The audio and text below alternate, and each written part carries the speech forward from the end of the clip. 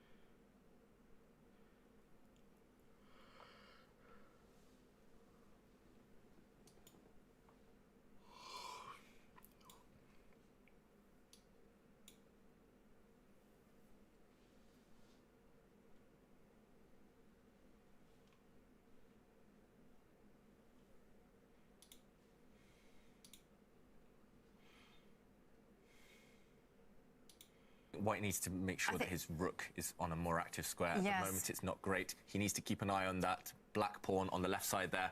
And normally, rooks, they belong behind pawns, especially passed pawns which have no rival. White should put his rook behind that pawn now. So he should zoom his rook up to the top and then shift it across to keep an eye on that black pawn on the left-hand side. For example, in this position, personally, I would be moving my rook up to either this square or this one, and then I would drop my rook behind this pawn. That's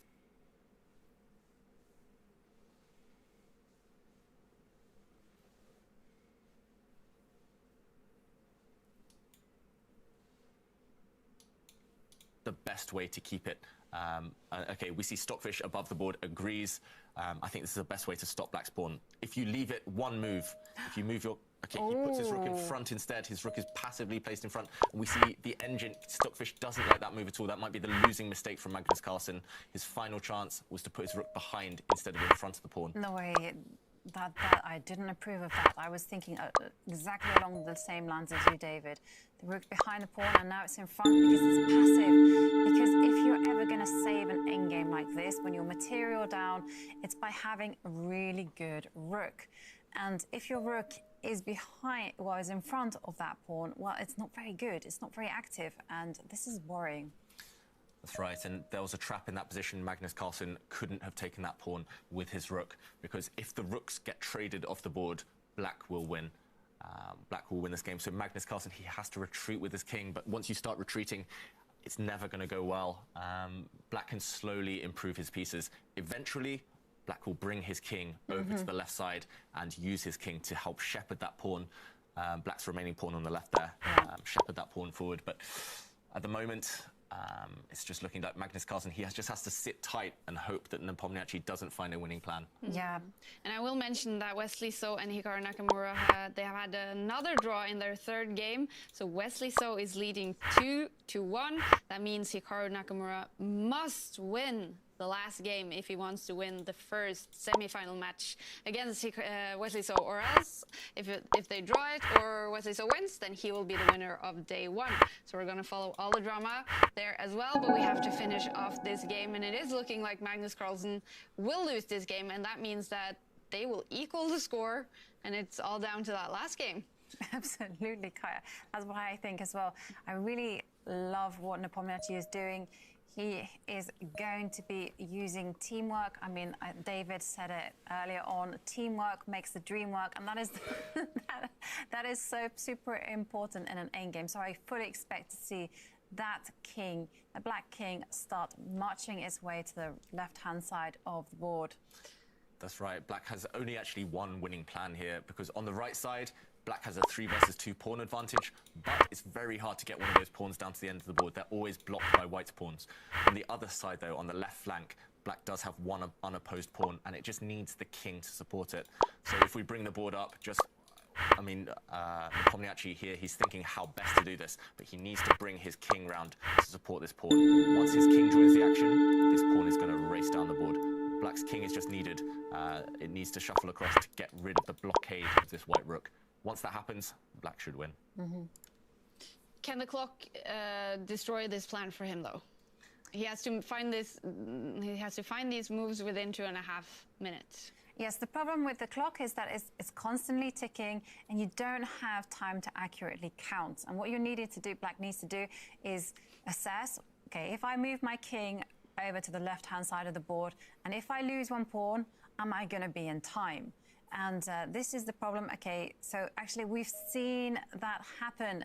Okay, Nepomniachtchi has made a run for it with the king, and that king is going to be headed towards the left-hand side of the board to assist that pawn in promoting. That's right, Nepomniachtchi, I think he took a while. He let his clock drop down a bit, but he has stumbled across the right plan, the correct plan. And I think he's going to execute that plan. It's very hard for White to stop that.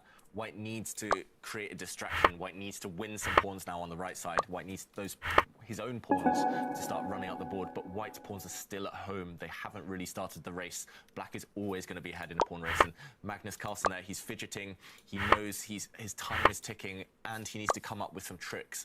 He needs to distract Nepomniachtchi. He needs to make Nepomniachtchi panic. But it's looking ever more likely that Black is going to take this point. Yeah, and the great thing is that White still cannot capture the pawn on the right-hand side with the rook because of the move rook opposites. The rooks can then face each other. So I think... That's right. If we bring up the board, we can see there's a trap in the position as well.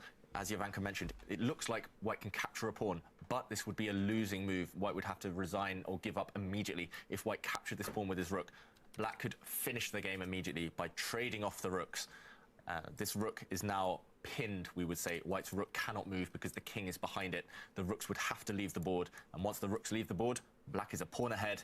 When you're a pawn ahead in king and pawn endgames, you are winning. This pawn is just going to run home or distract the White king. Also, if White had captured the pawn with his king, the same thing would happen. Black would drop the rook down, and the rooks would trade, be exchanged, leaving the board, and Black would win. Therefore, Magnus Carlsen doesn't take that pawn. He doesn't fall into the trap, gives a check. Nepomniachtchi tries to trade rooks, but we see that Magnus, he just has to keep the rooks. He has to hope for the best now. I think he just has to pray. Nepomniachtchi defending his pawn with his rook there. Yeah, 2 extra pawns in rook endgames is normally enough to win. And Magnus retreating with his rook. Okay, are we going to see Nepomniachtchi's king start to help its pawn on the left-hand side of the board? I think Nepomniachtchi, he just needs to bring his king left. He's not rushing yet. He's just advancing his pawns on the right side. I think there's no reason not to bring his king to the left side right now. That being said, he's not rushing. That's a good thing. That is a good thing, because there's a little motto where it says, hurry. No, it's a rush. No, hurry, don't rush. Hurry, don't rush. Yes. Harry the H pawn? Hurry, no, hurry. Hurry, but don't rush. Because if you rush, you can spoil things. Yeah, and Magnus also has a lot less time now. He's got 1 minute, 2 minutes. And Jan Nepomniachtchi also going under 2 minutes right there. Ooh. I mean, this game has been so interesting. We had it all. We had it all. Oh, and look at Stockfish. That's right. So this might be a critical moment. Black actually only has 1 move to maintain the advantage. Well, to maintain a winning advantage. He doesn't find it. Oh. He doesn't play the best move there. I'm not liking this move at all. And Stockfish doesn't like that move. Magnus Carlsen was frowning as well. But Magnus Carlsen maybe not finding the best reply, giving the advantage back to Black. We saw that White's rook is shuffling across 1 square. He's trying to jump up the board and give check with his rook. He wants to attack the Black king, but I think he had a safer option. He could have just kept that pawn blockaded. Black's pawn's on the right side now. He's advanced them. They look good, but they're actually weak. So I think Nepomniachtchi's last few moves, the plan wasn't great. He should have rushed his king over to the left side. Nepomniachtchi was winning. Yes. Still probably winning, but he needs to be ever more careful now. He's letting it slip a bit. Yeah, no, I really agree with you, David. I think something has gone a little bit wrong with Nepomniachtchi's position, because that pawn that advanced on the right-hand side of the board, that's weak. If the White king goes back on itself and snaffles it off, suddenly it's White who also has a passed pawn in the equation. Oh, okay, so Black has centralized the rook. Magnus now under 1 minute on the clock. Yeah, and we know when a player goes under 1 minute, that means the likelihood of panic is gonna increase. Yeah, that's right. And Nepomniachtchi, okay, actually Magnus Carlsen pushes his rook all the way up the board. I was going to say Nepomniachtchi looking calm, just taking a sip of water there.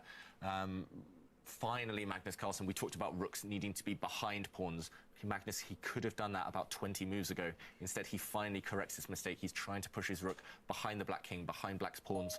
But maybe it's too late. Now Black is the one pushing his rook forward to attack White's pawns.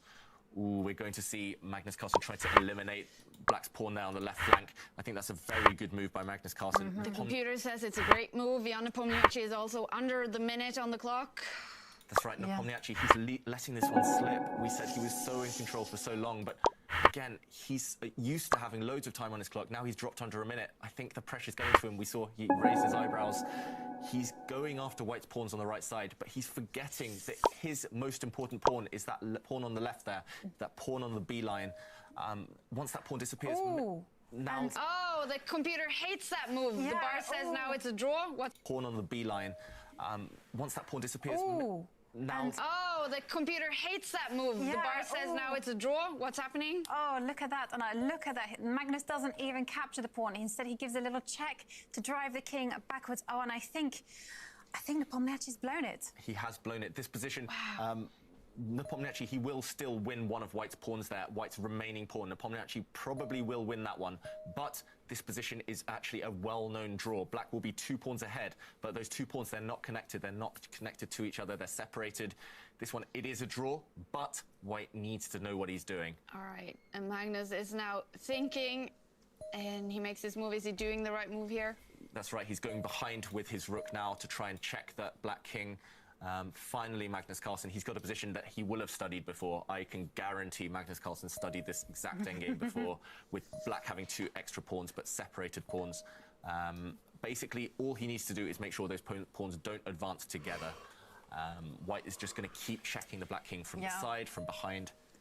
And they're very dangerous when those pawns are far advanced up the board.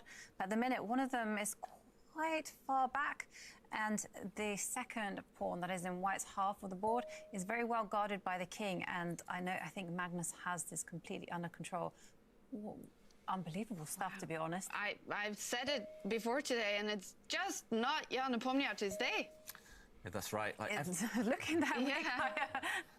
everything was in his favour as well. Magnus got disconnected. Magnus was flustered. He couldn't focus. He was just angry with the position. Bad situation on the clock, bad situation on the board. 2 pawns down with a very straightforward plan. I find this quite shocking.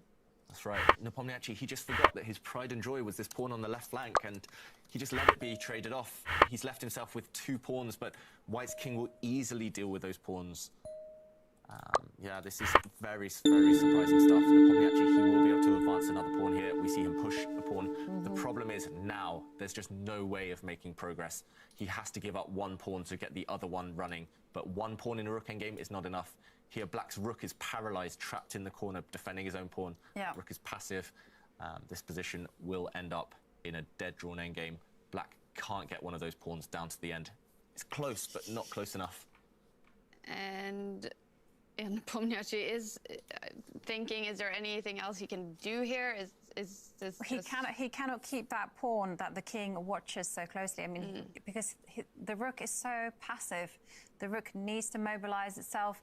But okay, the rook has mobilized in this case, and Magnus will take off that pawn. And now, okay, so we are going to see a lovely technique by Magnus Carlsen. So I suspect that his rook will now get behind the pawn. Look at Nepomniachtchi.